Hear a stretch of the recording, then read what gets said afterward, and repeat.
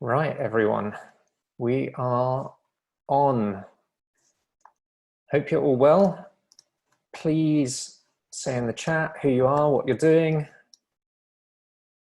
And it is a pleasure to have you here. This is a remote sprint chapter meetup, and today we're going to talk about switching to remote workshops.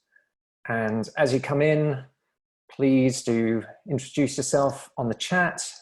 For anyone new to Zoom, there is a kind of chat box at the bottom, and you can start saying hi.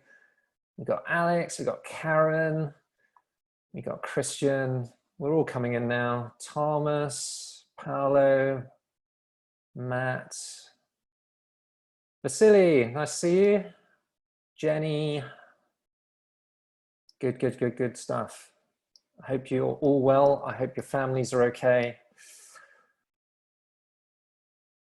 And I had better invite Lisa into chat.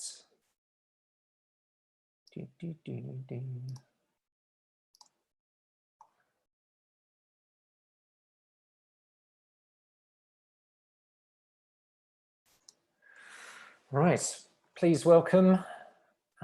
Please share who you are, what you're doing.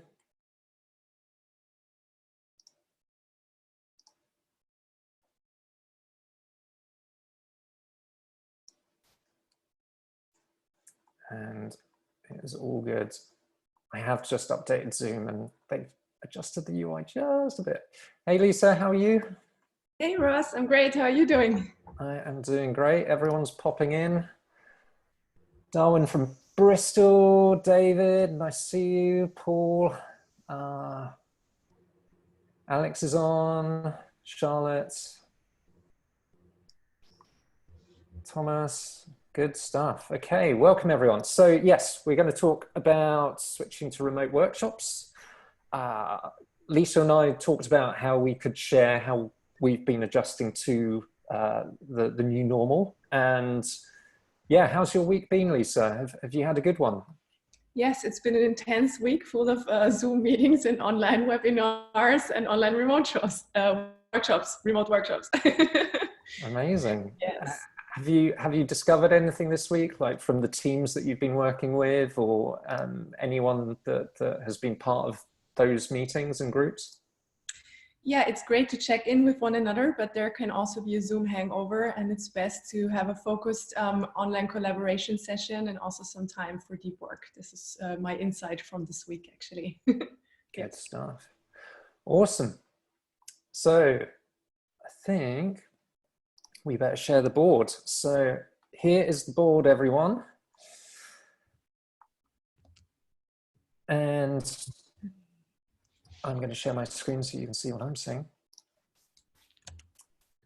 And here we are today. So this is our board. We're using a tool called Mural today, and it works very much like Google Maps. So you can zoom in, you can zoom out, you can move around, and we're going to start in the top left, and then we're going to move to the bottom right. And let me just lock this bit. There we go.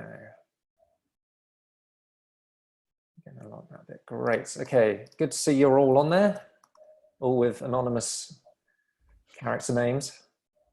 Lisa, why don't you tell us a bit about yourself, and then we'll get started with the icebreaker.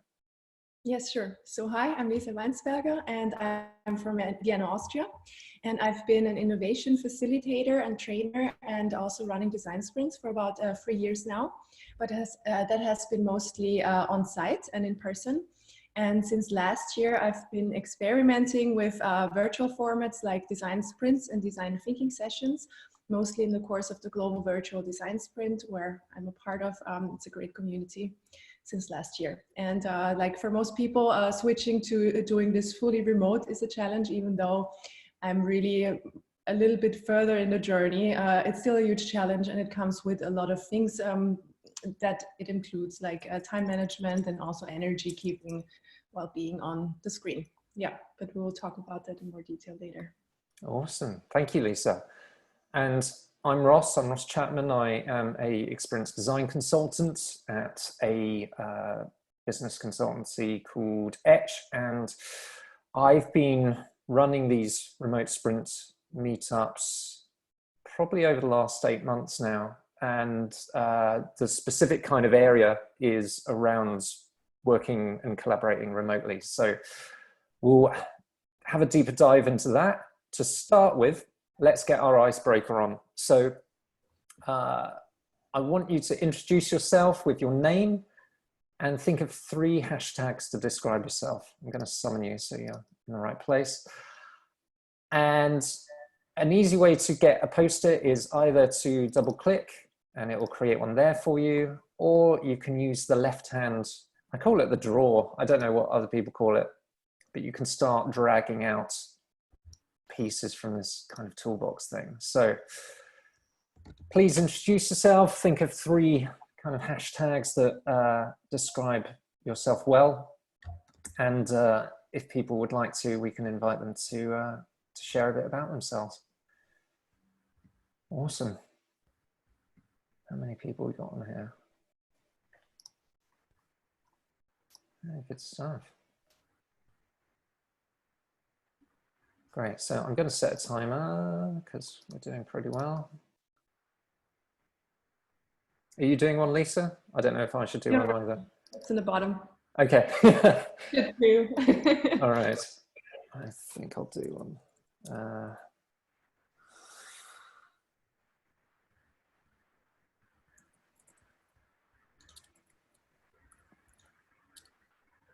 You can also give your post-it a color if you click on it. Then you can switch the color. Mine's purple now.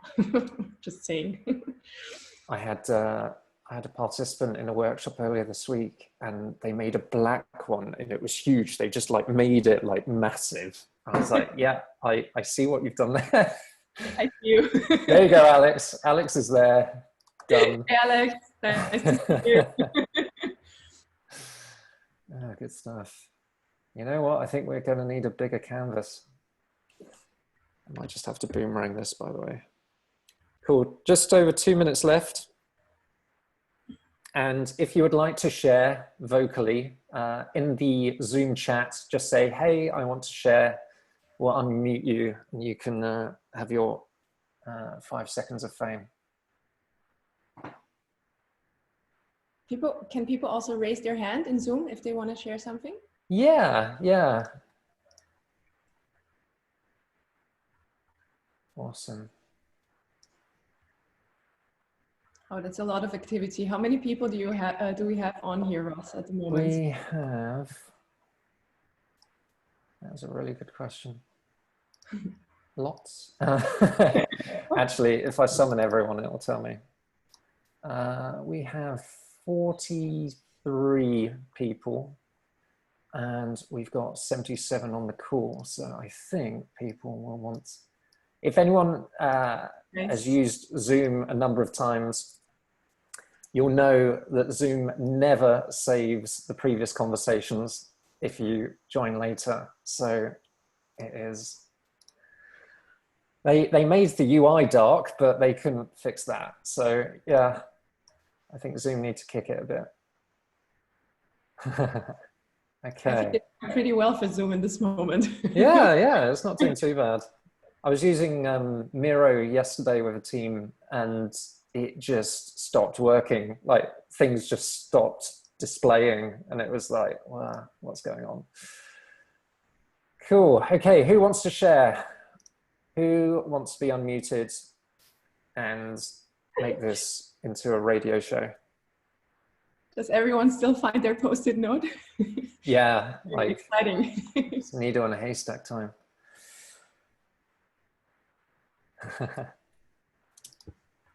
Right, the time is up. In the chat, let us know if you want to share, but Lisa, why don't we just read a few out? Okay. Well, I see Darwin, interesting name, and he seems to be in product discovery and lean. Also, awesome. Of course, I see Alex with a black post-it. He's a growth hacker, design thinker, and digital nomad, and a beloved colleague of mine. Awesome. Global virtual design sprint community. I see Martha is just writing in handwriting. So she found the settings and changed some of that around. Great. We've got a few people that want to share. So Gregory, your time has come. Let me just find you on the list. There we go. Gregory, what have you written? How are you doing? Yeah, great. It's sunny Singapore. I am a Russian from Singapore. So, awesome. Yep, professional facilitator, and now exploring online land. That is totally foreign to me for now. Getting more and more familiar.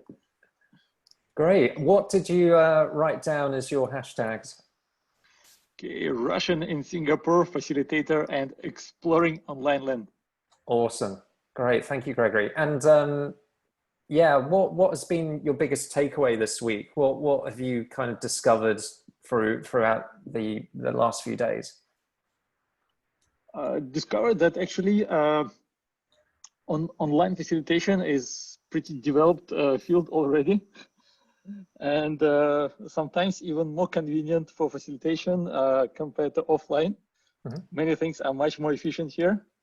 So it looks like I'm going to stay here for a long time, even after COVID. Oh, awesome. Thank you so much, Gregory. Have a good rest of the session and a good rest of the day. Thank you. All right, let's hit up Porfirio. Let's have a look. Here we go. Yeah, hello, do you hear me now? I do, yeah. How are you doing? Yeah, well, good. Awesome. Yeah, actually, I wrote there design, co-founder, and innovation. I'm running a studio here in Munich, in Germany. And we're also doing a lot of digital design and innovation. And we've been trying to do, for the last couple of weeks, like online workshops. So it's actually why I wanted to join, because I think it's super interesting to see what's happening. And I really like what you guys are doing. Great. Thank you so much. Awesome. Right. We've got a few more, actually. Christoph, let's find you.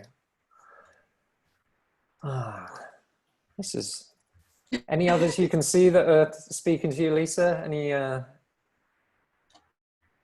I see Kate's a Kiwi, company secretary and learner. That's awesome. Yeah. we have Ross, the oversharer. Is that you? Yeah, that's me. Christoph, how are you doing? Yeah, hi. I'm doing great. Calling from Vienna, or calling in from Vienna. Vienna, your neck of the woods, Lisa. Yes, it is. Well, we just like 2 days ago hooked up on LinkedIn, so that's great. I'm a facilitator and innovation consultant, and I'm currently reconfiguring an entire innovation lab for a huge company in Austria, and it's a big hassle to do for a couple of thousand employees and then a couple of hundred participants that used to be on site, and we do big events. And I'm happy to hear just from you how you would do it online, and just take some key takeaways from me, just how to do things differently. Awesome. Cool. Christoph, if you can articulate it in a question, please put it in the Q&A and we'll do a Q&A at the end. But yeah, there's, yeah, we'll do. There's small groups, large groups, there's many different ways to kind of get people aligned and collaborating together. But thank you for contributing. That's awesome. Thank you. All right, let's do one more. Let's do V, and then we shall move on. Let's find V. Never had so many people that I needed to use the search. Normally I can just say, oh, there's 5 people there. Yeah, we'll just, talk. V, how are you? Hello, not bad. I am in Bath, the United Kingdom. That's the Awesome. southwest of the UK. Yeah. And what did you write down on your post-it? I wrote user-centered design, innovation, or creativity and inclusion, and it just felt like things that I care about strongly. So I thought, I'll share that. But yeah, my expectation for today is really to build on my skills facilitating remote workshops, which is the new reality we live in. I am a bit anxious. I don't know how I'm gonna call myself designer if I can't use sticky notes and Sharpies anymore. Right, yeah. I'll have to find a different identity for myself, but there you go. Because digital sticky notes and digital Sharpies is yeah, the next big thing. Yeah, thank you for sharing that. I'm sure, Lisa, you're making this journey as well, that it's because we haven't built up the reps in remote where everything seems a little kind of unfriendly and kind of, give me the things that I'm more used to, rather than this huge expanse of kind of new tools and techniques and things. I mean, Lisa, how have you found, adapting to some of these tools? You've done a webinar this week so far, so, the reps are building up. Yes, totally. Well, I mean, I've been facilitating and co-facilitating since last year online, so I'm not completely new to this. But last year I had my official first on webinar, and so I was building quite a steep learning curve on Mural, where I started to really create my own first whiteboard, my digital whiteboard, and really transfer a physical workshop that I've done before into a virtual setting. And so this is completely different. You have to facilitate in different ways, and also the timekeeping and the time management and also availability and engagement of people is different. You just can't do this for 6 to 8 hours online, that's for sure. Definitely.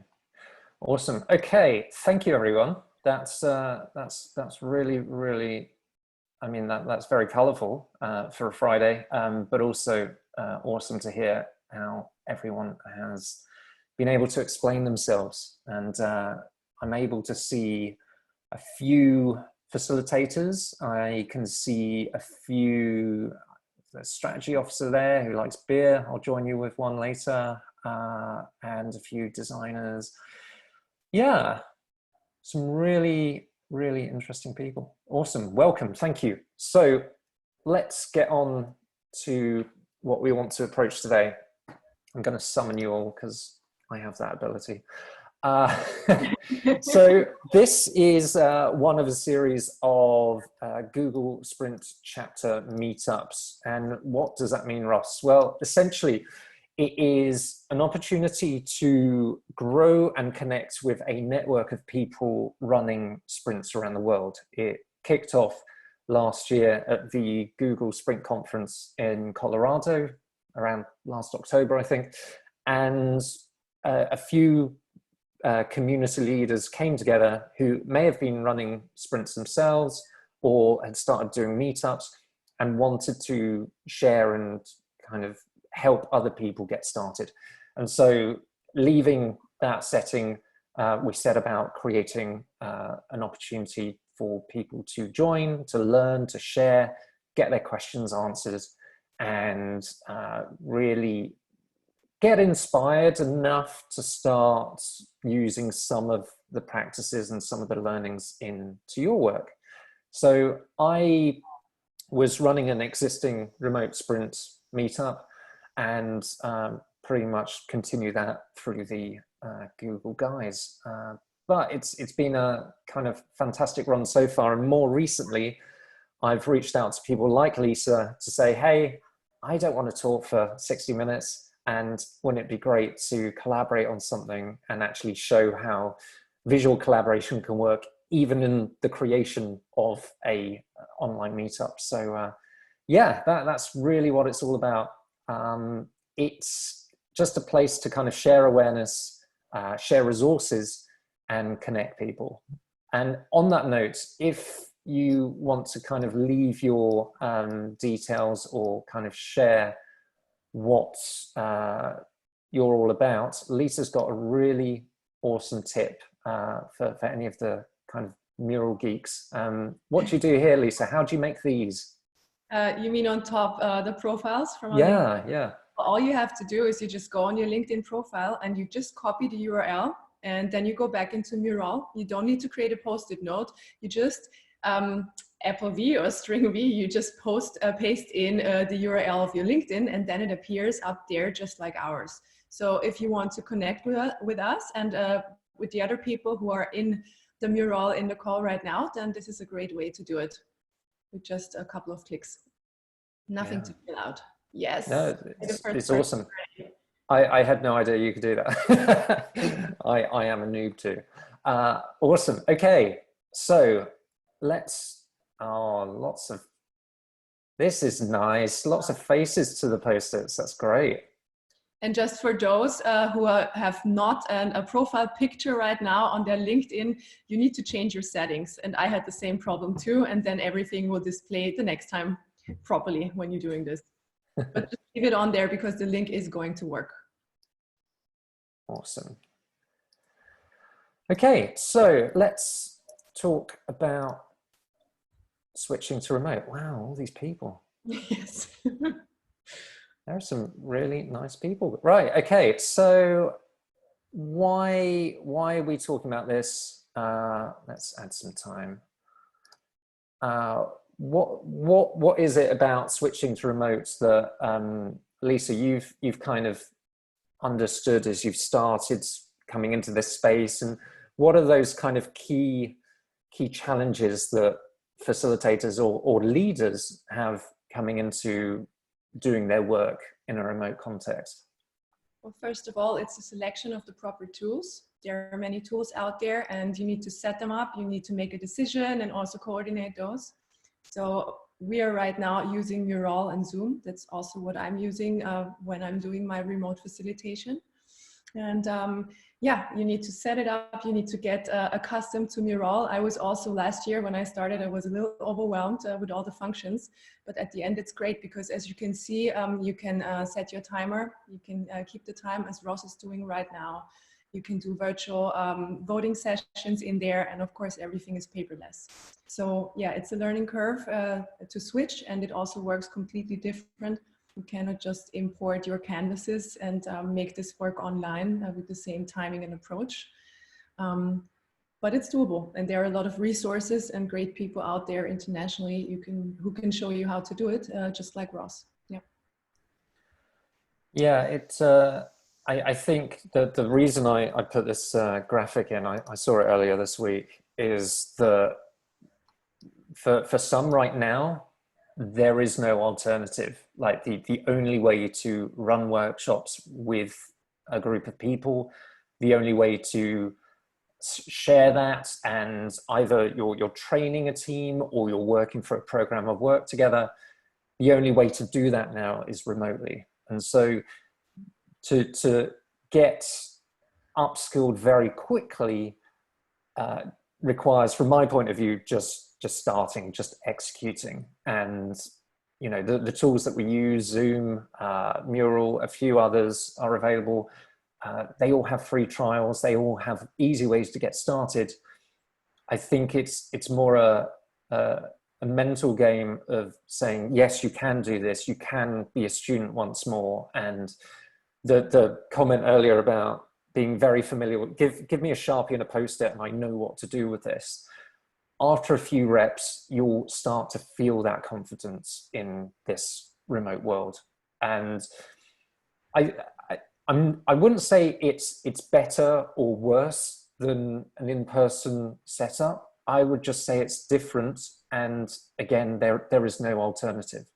But over the reps, you might be able to unlock some new opportunities or some new techniques or new ways of designing a workshop or setting that might move whatever you're doing forward. And I think, you know, where we've got comfy, this is forcing us to learn again, which I think is a positive thing. I think it's always useful to kind of hit the reset button now and again. It is uncertain. We don't know when our next workshop might be.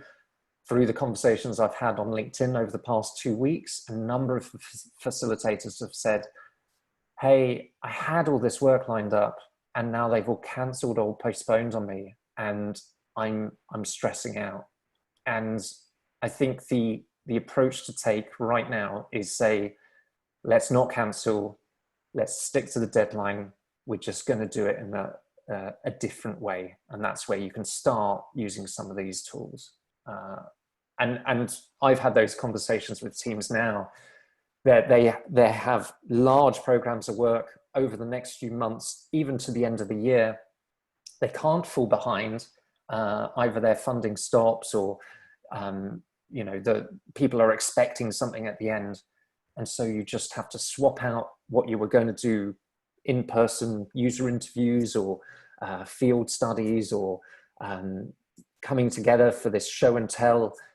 You can do that online now, and it's just a case of getting more familiar with it. Would you add anything onto that, Lisa? Yeah, sure, because I think a lot of people have had the experience of running a lot of Zoom meetings right now, and they're not really interactive and actionable. And every time I sit together with my facilitator colleagues and we want to come up with ideas and strategize, then we're actually really going into Mural. And you don't even need a framework to do this. You can just start by a simple sticky notes, and then the structure comes by itself. And then you just start organizing and making decisions together. And it's so much more efficient than just being in a meeting.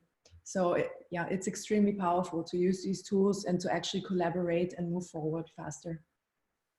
Totally. I included a screenshot. This is the UK government on a Zoom call. And if they can do it, then anyone can do it. That's what you said. In any case, if you look on the left in the mural, there you can see there are a lot of templates actually that you please don't click on those now, otherwise you will exit this mural. But yeah. to look at those later, there are actually a lot of canvases in there, so you don't need to completely start from scratch, and you can actually edit those. Yeah, they're under the frameworks icon. You can look under business, you can get business model canvas, you can get empathy mapping, 5 whys even. So there's a lot of templates to get started with. I often find the same with any workshop. I find if I start from scratch, then I know exactly every element in it, so that I'm either not caught out, or, you know, if someone asks me a question, well, why are we doing an infinity map? I know why. And but you can do either. You can even start with a template, adjust it, and then make it your own. So it's really up to you. One of the key things that I often hear, and Lisa, you can add to this, is the considerations people have coming to remote is, well, I feed off the energy in the room. I see people's body language. I can see how they're talking. I can see how they're kind of appearing, whether they're slumped in their chair or whether they're kind of ecstatic about things. And that's what I work with. How do I do that remotely? And there's a few ways to go around that. And, you know, it's not completely different to what you would do in person. Lisa, what have you found to kind of add some of that energy within a remote workshop? Definitely bring your own personality along, even though we're all facilitators just reduced to the screen and can't really feed off the energy in the room. We can bring our own style, and I think this is very necessary to keep it engaging and fun. And everybody has their set of energizers and icebreakers they like to use, so definitely bring those along, and also make sure you always tell people what you want to do, what the agenda is, what are the next steps, what you just did. Always recap and make sure everybody is on track, and just make it personal and make it fun. Sometimes we like to do team photos and just take a random personal item from our desk and show it into the screen. This is nice. Ross also mentioned you like to take pictures of your socks, don't you? Well, yeah, I mean, I will often pick, I even did this in person, I would pick a energizer or an icebreaker that felt like it was a little too close for comfort, that it didn't feel, I would traditionally get these kind of stiffs in suits come into the sprint room, and I'd be like, I just want to mess with them. I just want to have fun with them and get them to kind of get their sensibilities out and just start being real human beings again. And so, yeah, in a remote context, you know, taking a photo of each other's socks, that helps people start engaging with the tool, so you can get a kind of feedback loop of, do they know how to take a photo, put it in the board, and but also it's kind of linked to some kind of enjoyment aspect, I guess. But yeah, having those feedback loops, I feel like you need that more in a remote context. You need those kind of, there's a few cues, you can see people visually, but you know, one of the telltale signs is when I see someone with their fingers like this, I know that they're typing. And if we're doing an activity where no one needs to type, then I know they're looking at something else. So there's a few kind of telltale signs that maybe people aren't doing this, but there's the tips and tactics, and there's the longer form behavior. And I would honestly go to, is this person the right person to be in this team?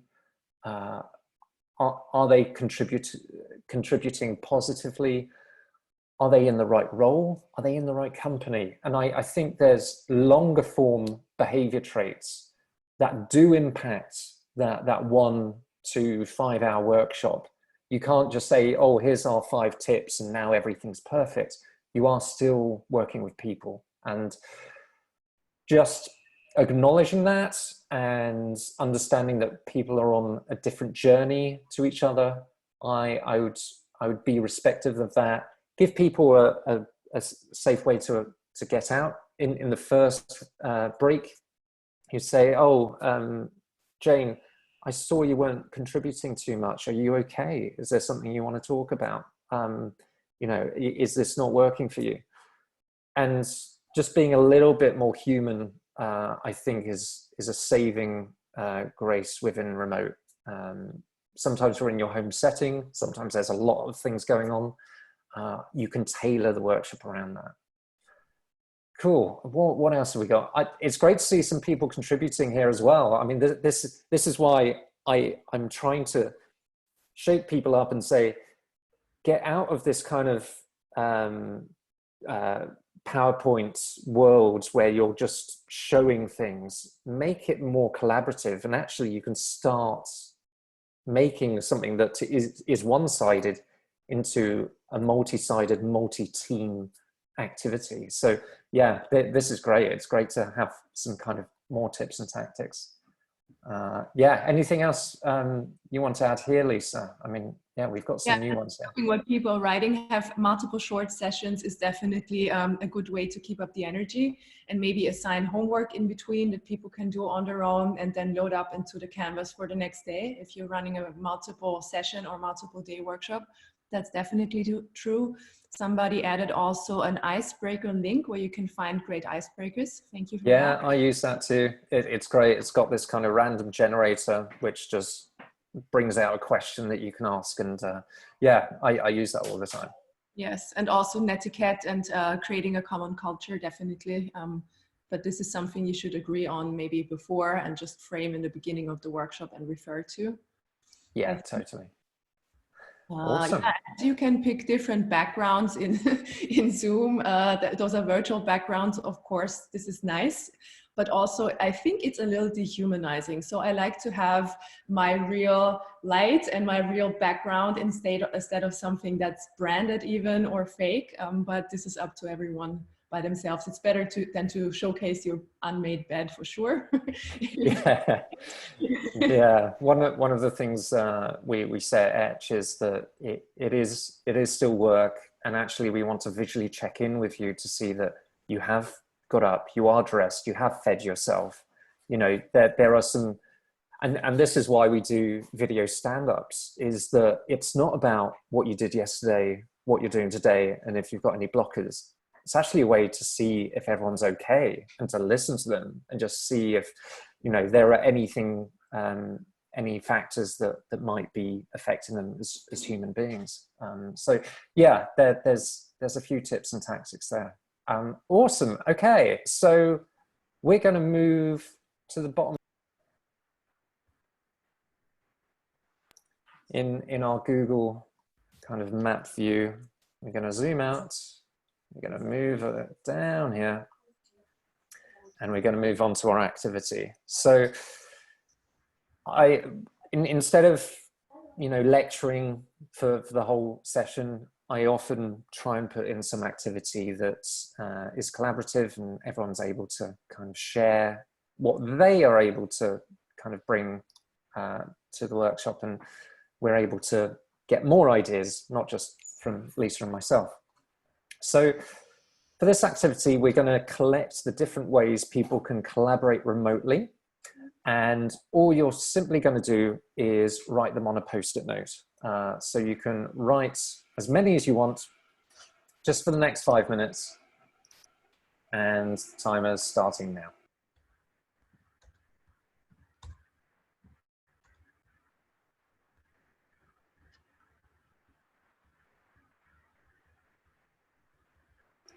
And as we're going through, keep those questions coming in.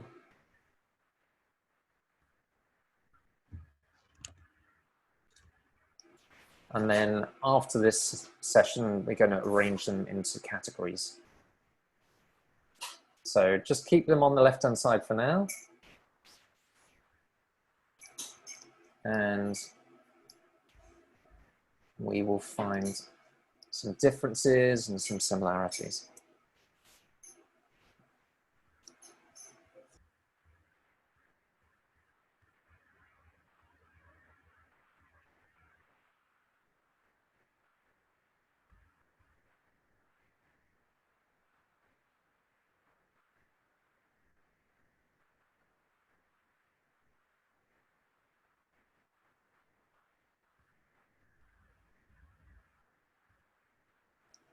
This is the silent bit.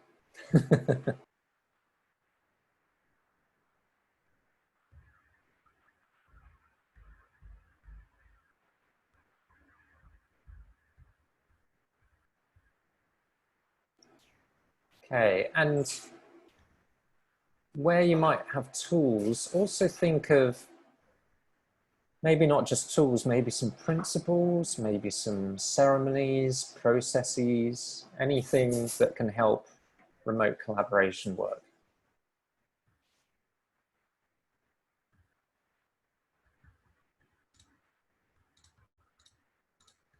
Ross? Yeah. What I'm doing here in the meantime is I'm just gonna, this is what we usually do during the GBS, I'm just gonna color everything that's double in another color. Great. Yeah. Redundant, and also how many times that comes up. And then I'll do that too. Awesome.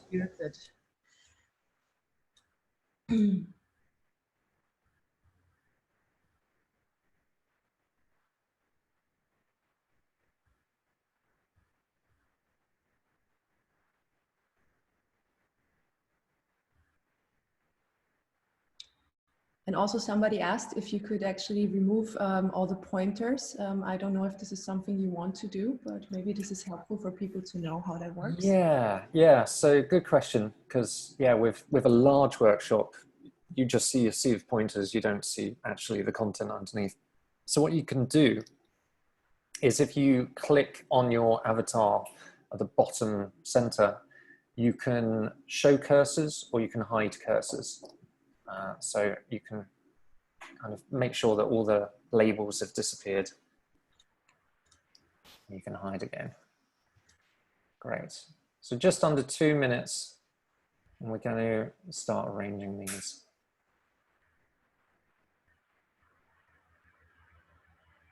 Okay, I see some people already moving into the next section. Just stay where you're at right now, please.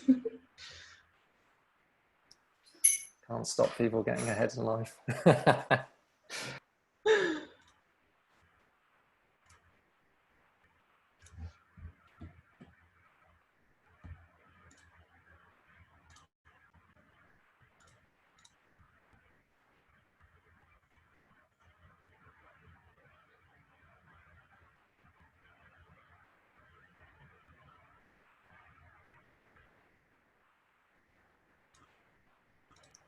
Okay, last minute coming up.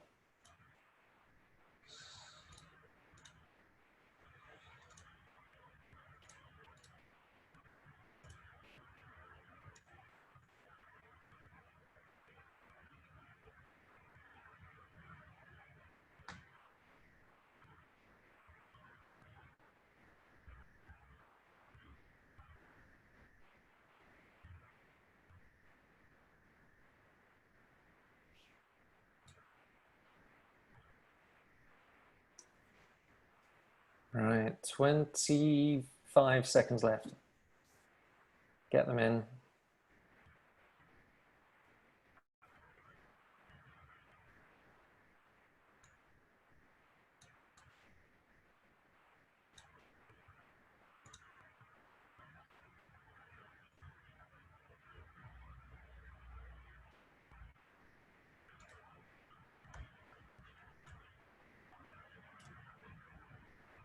Okay, time is up. All right, let's, everyone can help out dragging them over to the right. But essentially what we've got is just some quarters. We've got an area for tools, got an area for techniques, and an area for principles. Like, what are the rules? What are the things that, you know, we need to have as good ground rules? One of those is agreeing good ground rules. That's a good one. So yeah, let's take a few minutes adding these, and I'll just put 5 minutes on. We're doing good for time. And let's just see what we've got so far. Someone earlier asked, you know, what, I see you're using Mural, what about Miro? Yeah, I've become a little more agnostic to the tools. I used to use Google Slides, which if anyone's tried to collaborate on that, that's something else. But yeah, we've got Miro. Envision, yeah. I used to use Envision, but then I switched to Figma, and now my world is better for it. Nothing against Envision. Actually, their freehand tool is a good collaboration space. I've seen Richard Banfield show that a bit. Have you used the whiteboard in Teams already, Ross? No, I've seen it used. Someone shared on LinkedIn a couple of days ago that they did a workshop with it. So yeah, the Teams and whiteboard, that can work. Mm-hmm. The reason I don't do the whole tool kind of argument is some companies can't switch tools so quickly or easily. So it's better to kind of use what you've got to get started, and just find out the value in it. What kind of stack do you use at the moment, Lisa? Do you have, you know, your favorites, or, you know, do you just use whatever is available? You're asking me now? Yeah, yeah. Yeah, I'm using Zoom and Mural, like I said before. And if I want to explain something, then I'm using Loom, which is also pretty great. I'm going to put that on here. Oh yeah, yeah. I use Loom a lot, actually. I think this is very helpful if you want to give instructions and show and not tell. Yeah. Actually, at the same time. No, definitely. I haven't heard of Padlet before. Might have to try that out.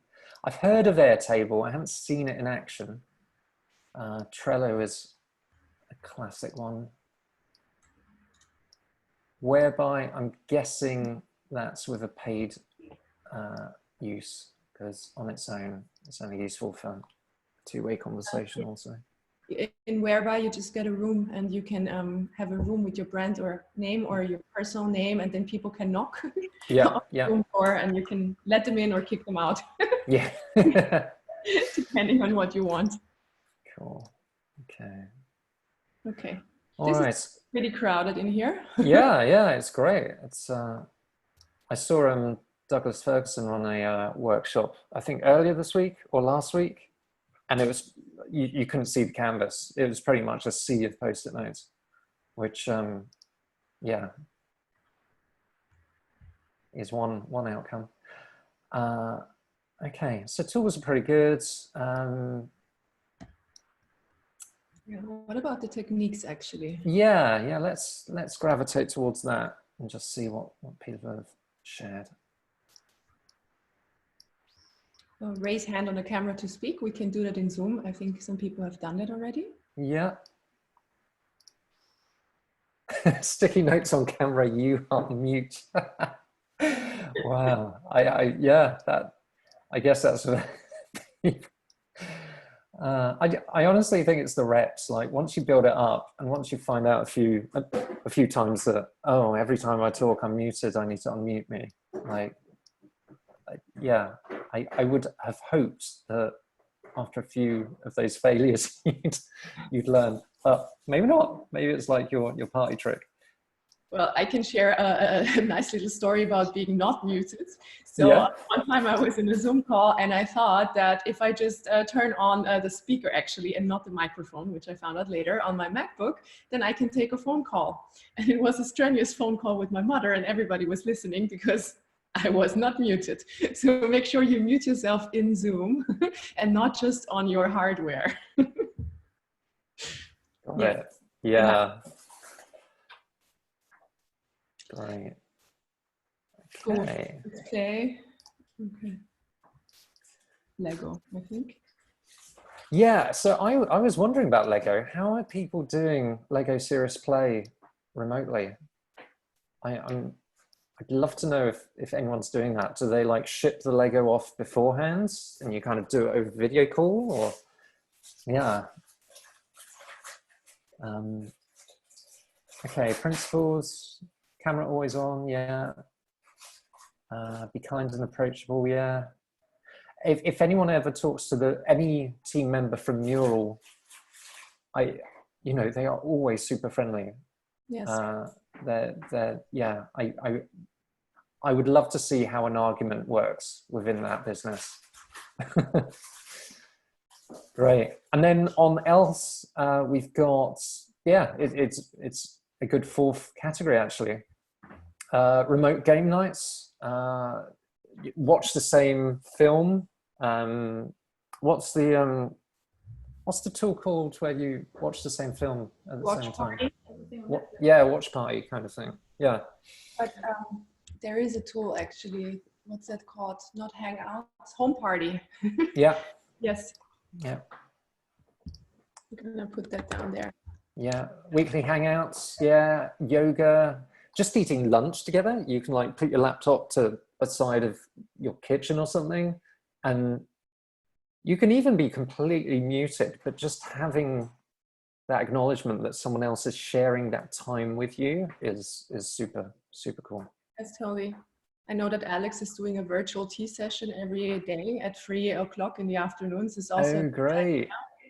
Yeah, awesome. And one time I joined there and I was actually cooking at the same time, so it really makes you feel more sociable. Yeah. Awesome. Alex, you should put a link to that in the Q&A, and then people can, unless it's exclusive, but no, more the merrier, I'm sure. Great. Okay, so I was going to lead a vote on these, but yeah, I'll lead one anyway. So we've got 4 quadrants. I'm going to give everyone 4 votes, the best ways. If anything, this just shows you how voting works within Mural, and it gives you a little kind of instruction. This is how you can make decisions remotely. So you can click a card to add a vote. You can shift and click to remove it. And one of the superpowers about this particular technique and tool is that it's completely anonymous. Can't even say that on a Friday. It's completely anonymous. One of the biggest, most popular questions I get from every sprint that I've run 50 and 10 training workshops and all those, is that we always get influenced by the first person that votes. You don't get that here. Like, it's completely anonymous. So put a vote on each area.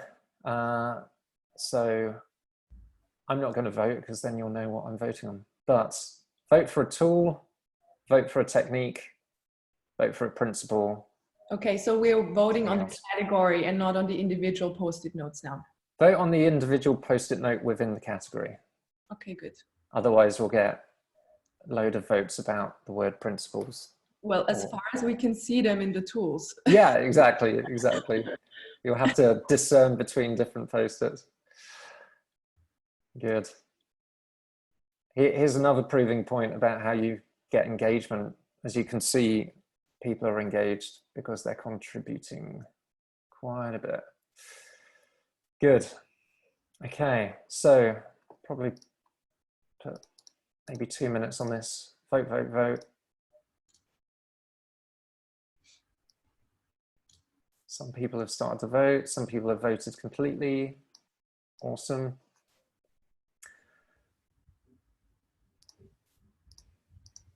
Ross, did you already say that you can unvote on a sticky note if you press hold shift?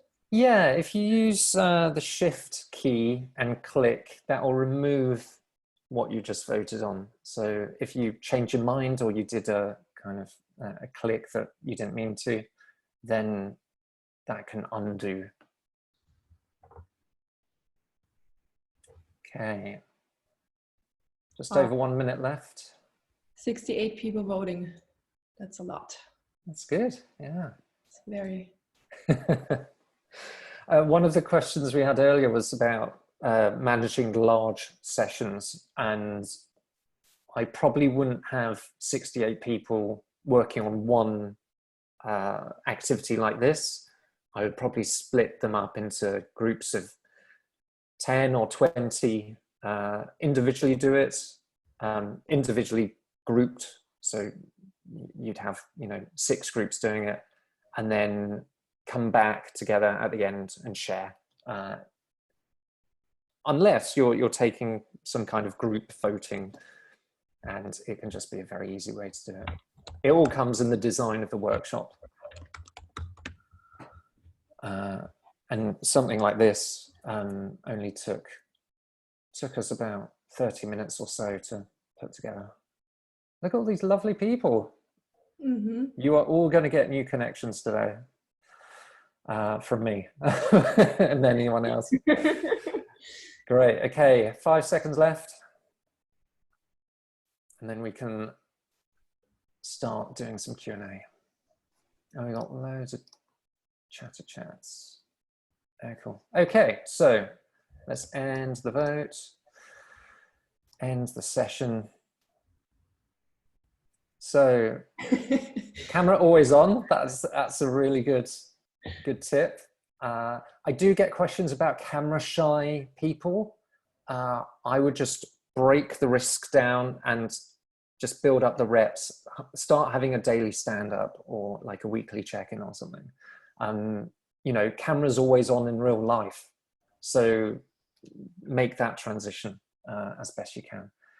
A virtual coffee corner, that sounds great. What else have we got? Technical check before starting the session. Yes, I don't know if you recommend this too, Lisa, but some people have asked me, hey, at the beginning of our workshop, shall we just make sure everyone can hear us and see us? And I'm like, no, do that a week before or a few days before and get people more comfortable with it so that A, any problems are solved and they're not impacting the real workshop, but also B, when they come to the real workshop, they'll start going, oh, this is more familiar. I know what to do here. I zoom in, I zoom out.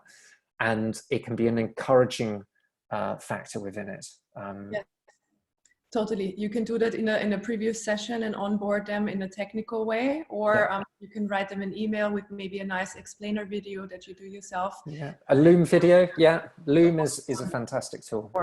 Yes, that's what I would do, because having to do that every single time might be non-efficient. Yeah. Miro, yeah, it's another tool. You're using Teams. Awesome. Ruthless timekeeping. Well, on that topic, let's move on. So there's some further reading here. If you want to learn more about facilitating remote workshops, Mural have a guide. There's a PDF you can download. Doesn't affect any delivery drivers, and a few other links. There's a tips article from Hanno, who've been doing this for years. There's The Art of Gathering, which I think is a great book to just learn about facilitation, and another kind of tip from UX design. Lisa, you've brought some as well. Could you share what areas people can kind of dive a bit deeper on? Sure. So of course we have the Sprint book, which is the Bible for all facilitators, I believe, by now, by Jay Knapp. So this is a standard. If you don't know this one, you should definitely get it. And here on the bottom, I have added a link to the Global Virtual Design Sprint, which I'm a part of. So you can learn about that here. And in the very bottom, you can sign up. And this is actually a special link created by me where you get a little discount if you want to be part of this challenge. We're going to focus on all topics COVID-19. We are going to run several design sprints. I'm also going to be running one by myself there. And you can join any session and just participate. It costs a little bit of money, but you're actually going to learn a lot and meet a great community. Make sure you put my name in there if you want to get the discount. Awesome. It's who you know. Exactly. Great. Okay, so on to our last piece. Any questions or any comments? So we'll go through the Q&A, but if you just want to write any post-its, that works as well. For future remote sprint chapter meetups, do check the meetup group. There'll be some going on. The next one that we're doing is around increasing performance in your remote team, where I'm doing that with Nadine Sawyers. And we've got a LinkedIn group for anyone like me that spends a lot of time on LinkedIn. There's now a nice place to kind of talk and understand and challenge each other. So let's hit the Q&A. I'll ask these to you, Lisa.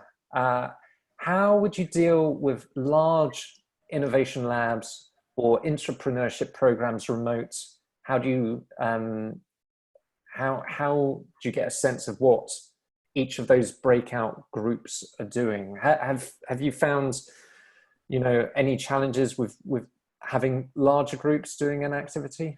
Of course. So first of all, you cannot have all the people in Mural at the same time. So if you have, we are pretty much at full capacity here in this session. And if you have more people, then you should organize them in Zoom into breakout rooms actually.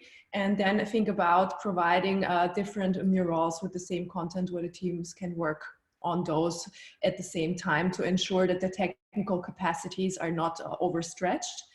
This is what I would do. And of course, make sure to get everybody way before on board the technical tools and the setup so this works smoothly. If you're running such big groups, then the likelihood is that a lot of, old-fashioned people might also be in there, and you want to make sure they understand what's going on and why they're doing this.